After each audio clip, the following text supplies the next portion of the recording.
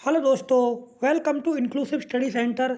इस वीडियो में मैं यूपी पीसीएस एपीएफसी ईपीएफओ का जो पेपर हुआ था उसकी कट ऑफ के बारे में हम डिस्कस करेंगे। ऐसे ऐसे कौन कौन से रीजन है जिसकी वजह से इसकी जो कट ऑफ है कम जाएगी अगर हम पिछले साल की तुलना करें।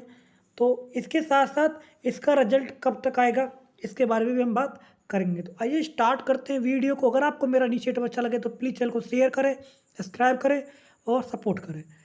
गाइस, हम बात करते हैं सबसे पहले कि इसका जो कट ऑफ है वो कम क्यों जाएगी, वो कौन कौन से कारण हैं उसके बारे में हम बात करते हैं। लेकिन उससे पहले मैं आपको बताना चाहता हूँ कि अगर आप मुझसे कोई क्वेरी पूछना चाहते हैं डायरेक्ट, तो ये मेरा जो चैनल है inclusive study centre Telegram group, इसको आप ज्वाइन कर सकते हो। और यहाँ पर ये मेरा नाम है राजकुमार चौधरी 1, तो आप इस पर जाके मुझसे बात कर सकते हो। तो मैं आपसे डायरेक्ट बात कर लूँगा।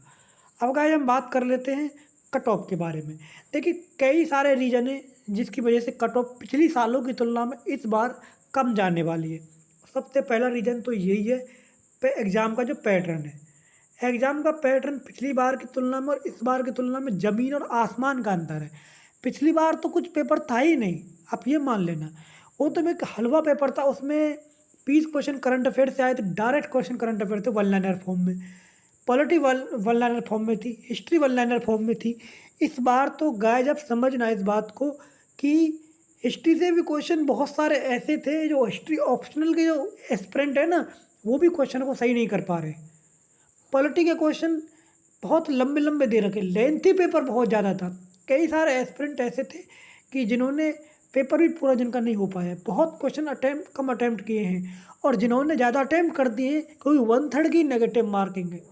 अभी जो आपको लग रहा है ना इतने सारे लोग क्वेश्चन बता रहे हैं, एक्चुअल में ऐसे लोगों की संख्या बहुत कम आपको देखने को मिलेगी।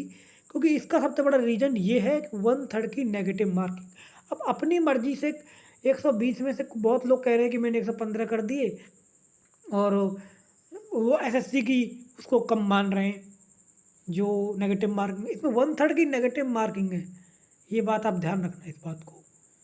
अगर आपने मान लो 120 में से 115 आप करते हो, तो इसमें से आपके 30 क्वेश्चन 25 क्वेश्चन गलत हो गए तो कितने क्वेश्चन बचेंगे? और फिर उसमें से भी आपके 10 क्वेश्चन रॉन्ग हो जाएंगे, तो वही 80-85 के आसपास क्वेश्चन बचेंगे अगर किसी के 115 क्वेश्चन अटैम्प्ट किए हैं। तो ऐसे स्प्रिंट बहुत कम देखने को मिलेंगे, ये भी मैं आपको बता रहा हूँ। अब गाइस, हम दूसरी बात करते हैं, दूसरी इंपॉर्टेंट बात की। पहला हो गया एग्ज़ाम का पैटर्न, और दूसरा हो गया कि बहुत सारे जो एस्पिरेंट हैं इस बार एग्ज़ाम देने आए ही नहीं। इस बार 30% के आसपास के ऐसे एस्पिरेंट थे लगभग जिन्होंने पेपर दिया था। बहुत कम ऐसे एस्पिरेंट थे जिन्होंने एग्ज़ाम देने के लिए गए थे वो एस्पिरेंट। तो एक इसके अलावा और भी कई सारे कारण हैं। और नंबर ऑफ़ वैकेंसी पिछली साल की तुलना में बराबर है, वो कम वैकेंसी है नहीं। तो और भी इसके बाद कई सारे रीज़न हैं, जैसे कि बहुत सारे लोग ये कह रहे हैं कि हमने प्रिपरेशन बहुत अच्छी की थी लेकिन एग्ज़ाम में कुछ नहीं हो पाया। मैं आपको एक बात बताना चाहता हूँ कि यूपीएससी का पैटर्न अब बदल चुका है। यूपीएससी का पैटर्न अब ऐसा नहीं रहा है कि जैसे पहले पेपर हुआ करता था, जो पहले जिस तरीके का आते थे क्वेश्चन। अब पेपर का पैटर्न बिल्कुल ही बदल गया है। और जिस तरीके से आओ अब पेपर का पैटर्न बिल्कुल बदल गया है, और यही वजह है कि कट ऑफ बहुत ही कम जाने वाली है।